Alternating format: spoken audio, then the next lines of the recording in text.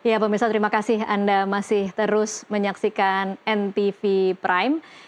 Sebelum kita lanjutkan perbincangan, kita akan menyaksikan paket berita berikut ini.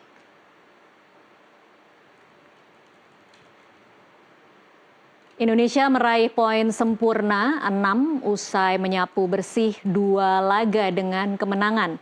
Di posisi kedua ada Korea Selatan yang unggul selisih gol dari Yaman di posisi ketiga yang sama-sama meraih 3 poin, masing-masing sekali menang dan sekali kalah. Sementara Afghanistan dipastikan angkat koper dari Arab Saudi tersingkir dari Piala Asia 2025 karena selalu kalah di 2 laga mereka. Laga terakhir Garuda Muda akan digelar pada Jumat ini, 11 April 2025 dini hari, melawan Afghanistan. Laga itu berbarengan dengan Korea Selatan melawan Yaman yang menggelar partai hidup mati untuk lolos ke perempat final Piala Asia sekaligus meraih tiket Piala Dunia sepak bola kelompok umur 17 tahun. Kita lanjutkan perbincangan, saya kembali lagi ke Pak Zaki sekarang. Pak Zaki, ini kemudian ada anggapan bahwa apakah keberhasilan lolos Piala Dunia kelompok usia U17 ini artinya memang kita bisa mengklaim pembibitan atlet-atlet muda itu sudah menunjukkan hasil yang positif, Pak Zaki? Perkembangan dari pembibitan anak-anak usia dini kita, ya PSSI ini kan sekarang sedang terus memperbaiki program-program pengembangan usia muda, baik dari U10, 12, kemudian 15, 17 sampai U20. Nah, tadi kata Mas Yuke benar, memang kita masih minim sekali turnamen maupun kompetisi untuk kelompok umur. Maka dari itu ke depan, setelah penyempurnaan ini, kami juga berharap akan banyak sekali kompetisi-kompetisi untuk kelompok umur. Mungkin nanti kita bagi wilayah sesuai dengan Asprof maupun Askap Askotnya masing-masing, agar mereka punya kompetisi yang berjalan secara reguler. Alhamdulillah sekarang pun klub-klub maupun SSB itu juga aktif sekali melakukan berbagai macam kegiatan turnamen, entah kompetisi di EPA kan juga ada liganya mengikuti seniornya, tapi paling tidak semakin banyaknya kegiatan turnamen kompetisi untuk kelompok umur, semakin banyak kita memiliki aset-aset potensi untuk pemain-pemain timnas bola kita. Nah, sekarang standar kita sudah untuk tiap kelompok umur itu sudah harus wajib mengikuti Piala Asia di setiap event tahunannya. Artinya standar bar kita ini bukan lagi di AFF nih, bukan lagi di ASEAN aja, tapi juga di Asia. Ini untuk untuk membiasakan anak-anak kita bertanding dan juga memiliki mental bertanding yang internasional yang sudah siap nantinya. Akan lebih baik lagi kalau nanti juga ditambah, kalau untuk kelompok umur ini TC panjang kita memang ada satu kendala mengenai pendidikan mereka. Ya.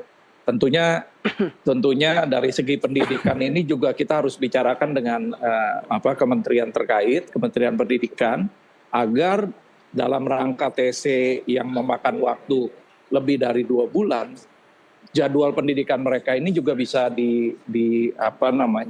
disesuaikan. Kalau saat ini seperti apa, Pak Zaki? Ya. Kita mencoba untuk daring yang pertama, yang kedua kita juga seperti TC di Bali kemarin atau di Jogja mencoba memanggil guru-guru private yang memberikan ekstra tambahan pelajaran-pelajaran sesuai dengan modul-modul di sekolah yang ada. Tapi waktunya memang nggak optimal ya, karena hari-harinya kan mereka dihabiskan oleh latihan. Hanya bisa di hari-hari jeda seperti Jumat, Sabtu, dan Minggu. Itu pun Minggu biasanya lebih banyak mereka kita kasih waktu free untuk relaksasi. Nah, ini yang menjadi tantangan kita ke depan. Selebihnya kita juga menyambut baik penyelenggaraan kelompok umur 17 untuk Piala Dunia yang setiap tahunnya. Karena kenapa? Di Piala Dunia itu akan banyak sekali talent-talent scouting internasional yang memantau tim-tim yang ikut di Piala Dunia. Nah, ini anak-anak kita punya kesempatan untuk juga ikut dipantau oleh talent-talent scouting dari internasional. Iya, exposure yang lebih luas ya berarti Pak Zaki. Iya, exposure-nya bisa lebih luas. Kemudian juga ya tentu saja tadi tantangan bagi mereka juga akan lebih tinggi ya. Maka dari itu kami dari federasi itu benar-benar bagaimana bisa menjaga kemudian mempersiapkan langkah-langkah selanjutnya bagi perkembangan karir mereka masing-masing. Karena ini yang sangat penting sekarang bagi kelompok umur. Kita banyak sekali mendengar atau melihat cerita layu sebelum berkembang. Nah, Mas Yuke nih banyak sekali nih. Ya, kalau kita lihat kelompok-kelompok umur yang sebelumnya itu kan, ya mohon maaf, pada akhirnya banyak yang kemudian tidak sesuai dengan yang kita harapkan dan berguguran. Karena ya berbagai macam faktor sih, ya. Tapi paling tidak belajar dari pengalaman-pengalaman sebelumnya, bagaimana kita mengelola mereka menjadi aset yang berharga, kemudian menjadi pemain profesional yang mudah-mudahan bisa bermain di luar negeri, kemudian bisa meningkatkan karir mereka. Nah itu sebetulnya. Baik, Pak Zaki sebelum saya bergeser ke Bung Yuke, kemarin sempat ada beberapa pemain yang terkena cedera di bagian belakang kepala, bagaimana kondisinya? Oh Fabio, alhamdulillah hanya sekedar benturan, memar, tapi tidak ada yang serius. Kemudian juga beberapa pemain kemarin seperti Fandi yang di pundaknya juga karena jatuh yang tidak tepat, ini juga sudah dalam perawatan, tapi semuanya semua siap tempur. Dan kemarin juga kan masih bermain luar biasa 2 pertandingan tersebut.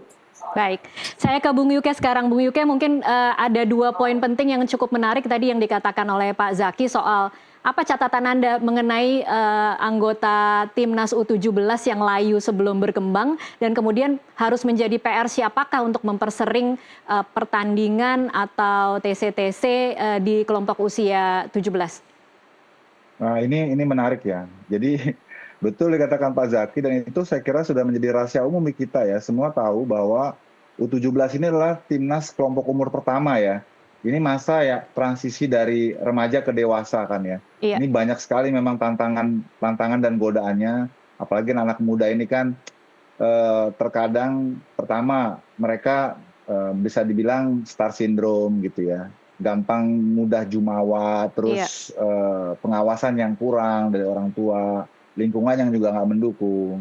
Kemudian yang kedua juga ada sebagian orang tua yang menganggap bahwa sepak bola belum bisa menjadi tumpuan masa depan seorang anak gitu ya. Sehingga ketika anaknya nggak terlalu kompetitif maka mereka sudah diarahkan ke akademik gitu ya. Hilang lagi itu kan ya potensinya gitu. Terus yang berikutnya juga kompetisinya. Karena setelah U17 itu kita nggak punya kompetisi domestik junior. Nggak ada kita, hilang. Jadi bagaimana mereka bisa kita pantau kalau kompetisi jenjangnya itu nggak ada. Setelah 17 itu mau kemana? Kan Elite Pro Academy adanya sekarang 16, 18, 20. Tapi Elite Pro Academy itu cuma untuk 18 klub Liga 1. Jadi terlalu sedikit untuk kita mendapatkan kolam scouting. Nah, kalau anak-anak kita ini mau terus bisa terpantau dan jenjang setelah 17 tetap bisa kita lihat perkembangan mereka, kompetisinya harus dibuat. Tanggung jawab siapa itu, Bung Yuke? Iya, ya pasti federasi lah. Iya. Kan federasi ini kan induk sepak bola. Tapi federasi dalam konteks pusat itu nggak bisa sendiri. Bagaimanapun federasi pusat itu tugasnya di tim nasional. Iya. Nah, artinya federasi di lokal, di kabupaten, di kota, gitu ya, di provinsi itu yang harus bekerja. Kan kebanyakan kan di sana itu boleh dibilang hanya menggelar kewajiban saja gitu ya. Bikinnya turnamen yang seminggu kelar gitu. Iya. Ya gimana gitu bisa dapat kualitas yang bagus. Pemain yang berkualitas, yang punya masa depan bagus adalah pemain dari hasil kompetisi, bukan dari turnamen. Gitu. Oke, baik. Bung Yuke, apa yang perlu diantisipasi setelah ini? Apakah kemudian melawan Afghanistan akan sangat mudah karena dikatakan sebagai tim terlemah di klasemen ini? Atau ada yang perlu diantisipasi setelah ini? Ya, pertandingan terdekat lawan Afghanistan saya kira ini cuma formalisasi ya, dan kita menang atau kalah itu nggak ada pengaruhnya, kita tetap juara grup, tetap juara grup. Kalah pun kita juara grup karena kita sudah unggul head to head dari Korea dan juga dari Yaman. Dengan situasi seperti itu ya buat apa juga kita turunin pemain utama, di eman-eman lah istilah orang Jawa, disayang-sayang ya. Lebih baik kita kasih kesempatan ke pemain-pemain yang belum pernah dapat menit bertanding di dua laga Betul. pertama kemarin. Itu realistis supaya Oke. kita juga dan tim pelatih juga bisa melihat seperti apa perkembangan pemain-pemain pelapisnya, bisa nggak mereka memanfaatkan kesempatan ini untuk bisa bersaing. Soalnya kan Pak Zaki juga mungkin tahu ya, ini skuad utama Coach Nova ini pemainnya ya itu aja. Iya. Dari lawan saya masih catat dari lawan Australia di kualifikasi, lawan Korea, sampai kemarin lawan Yaman, itu starting 11-nya, Tasya kalau kamu perhatiin, itu sama Tidak persis berubah ya. identik. Iya. Identik, 11-11-nya identik. Itu kan bukti ya bahwa kedalaman skuad kita tuh memang kurang gitu loh. Oke. Dan pelatih nggak mau berspekulasi, makanya besok lawan Afghanistan kesempatan tuh pelatih tuh lihat pemain-pemain yang belum bermain untuk ditampilkan. Kita kan semoga aja bisa dapat manfaat juga, kita punya dapat tambahan-tambahan inilah pemain-pemain yang punya potensi lain gitu misalnya. Iya, Pak Zaki, ini akan dilakukankah Jumat nanti rotasi pemain? Insya Allah kita akan melihat yang lainnya. Jadi nanti tunggu saja racikan dari Coach Nova. Mudah-mudahan nanti ada yang baru, ya sesuai dengan keinginan Mas Yusuf. Masukannya. Oke. Mbak, saya mohon izin terlebih dahulu karena ada acara yang lain. Oh baik, Mohon izin pamit. baik. Terima kasih Pak Zaki Terima untuk kasih. waktunya bersama Mohon kami. doa dan dukungannya selalu untuk timnas U17 kita melangkah lebih lanjut di Piala Asia 2025 ini. Baik. Insya Allah kita akan bisa membuat prestasi yang lebih baik. Baik, Terima kita kasih. semua mendukung di Assalamualaikum. sini. Terima kasih Pak Zaki untuk waktunya bersama kami. Ya. Iya, saya ke Pak Muhammad sekarang. Ini kan kalau saya boleh bicara, tim ini kan bukan tim yang mendapat exposure sebesar tim kakak-kakaknya ya. Jadi memang tidak ada terlalu banyak tekanan yang terasa dan mereka kemudian memang kita bisa saksikan bermain sangat lepas, bermain dengan sangat nyaman, sangat lepas dari tekanan begitu. Tapi kalau menurut Anda sebagai orang tua, kira-kira setelah ini ketika targetnya makin lama makin tinggi nih Pak Muhammad, apa yang kira-kira Anda katakan kepada anak Anda dan mungkin juga pesan untuk teman-teman di Timnas Serkan dengan Goli di U17 agar kemudian tetap solid, tetap tidak kemudian seperti kata Bung Yuke tadi jumawa karena memang masih sangat muda kemudian mendapatkan prestasi yang begitu gemilang tetapi tetap membumi dan tetap bisa memberikan performa terbaik. Ya harapan saya sih buat anak-anak timnas yang usia 17 ini buat kedepannya bisa dibina terus sampai kalau bisa sampai senior ya. Mudah-mudahan biar tambah lebih kompak lagi, bisa lebih mendunia gitu. Mudah-mudahan semuanya dari yang timnas usia 17 ini tambah kompak lagi buat kedepannya. Kalau bisa ya pokoknya intinya dibina terus dah sampai ke kalau bisa sih banyak yang main di Eropa juga gitu kan. Oke, harapannya bisa kemudian exposure-nya bisa ke kaca internasional Iya, begitu ya benar, Pak iya. Muhammad. Oke, ada pesan khusus yang mungkin Anda katakan kepada Goli agar tetap membumi meskipun kemarin kan sudah mencetak gol, sudah makin terkenal nih namanya, Iya. makin menjadi pahlawan Indonesia apalagi mencetak sejarah pertama kali masuk Piala Dunia. Apa yang Anda katakan ke Goli?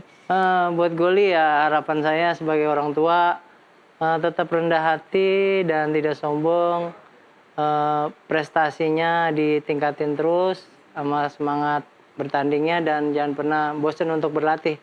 Itu aja intinya. Oke, baik. Mudah-mudahan didengar. Kita sama-sama dukung di sini, Pak Muhammad. Iya, sama-sama. Mudah-mudahan pertandingan melawan Afghanistan, kalau Anda perkiraannya skornya akan berapa? Kalau ya antara 2 dah 3 dah.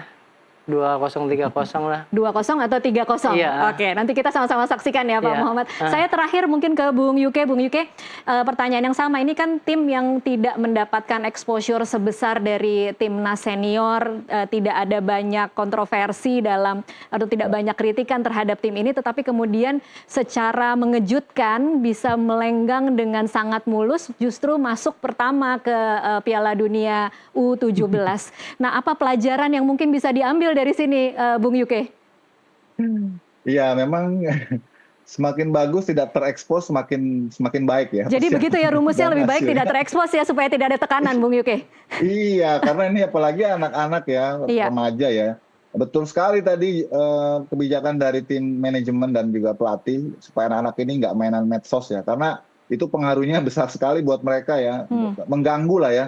Jadi fokus aja. Kalau udah dewasa kan memang nggak bisa diatur tuh kalau soal Iya. medsos ya. Tapi kalau remaja kayak gini, memang mereka harus dijaga betul. Dan alhamdulillah ya, mereka bisa terhindar sehingga mereka fokus. Dan itu yang memang yang diharapkan gitu. Oke, tapi berarti menurut Anda setelah ini menjaganya seperti apa? Karena mungkin kan setelah ini akan ada libur, kemudian mungkin mereka akan terpapar dengan medsos, apalagi dengan semakin terlegitimasi bahwa mereka adalah tim pertama yang kemudian mencetak sejarah masuk ke Piala Dunia. Nama-nama mereka mungkin akan dikenal oleh publik. Bagaimana kira-kira akan menjaga anak-anak ini, Bung Yuke?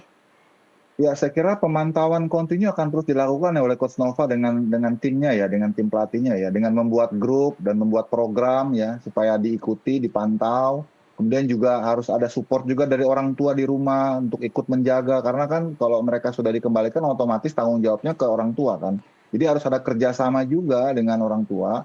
Jadi saling berkomunikasi sama-sama untuk kepentingan yang lebih baik buat anak-anak antara orang di rumah, keluarga, dan juga tim pelatih. Saya kira Coach Nova akan menyiapkan program tuh supaya para pemain ini walaupun sudah tidak berada di timnas, mereka tetap membawa emblem di dalam hati mereka masing-masing. Emblem Garuda itu tetap mereka harus bawa tuh mana-manapun ya. Di saat mereka bersosial, saat mereka di rumah, mereka harus sadar bahwa mereka itu tetap representasi tim nasional. Itu mentalitas itu yang harus mereka punya gitu. Baik, prediksi melawan Afghanistan seperti apa, Bung Yuke? Wah, ini agak tricky juga ya soalnya kemungkinan besar yang main pemain-pemain pelapis ya. Tapi kalau melihat bagaimana Afghanistan dibantai kemarin sama Korea 6-0 kalau tidak salah, terus kalah juga dari Yaman 2-0, memang ini lawan terlemah ya. Ya buat saya 3-0 udah cukup lah ya. 3-0 ya, oke. Kita akan sama-sama saksikan nanti seperti apa pertandingan melawan Afghanistan pada Jumat 11 April. Terima kasih Bung Yuke untuk waktunya bersama kami di NTV Prime. Ya, sama-sama. Terima kasih juga Pak Muhammad Ya, sudah sama-sama, hadir ke Mbak. studio kami. Terima kasih, nanti kita akan sama-sama saksikan jalannya pertandingan. Terima kasih. Dan pemirsa tetaplah bersama NTV Prime, usai jeda kami masih akan kembali.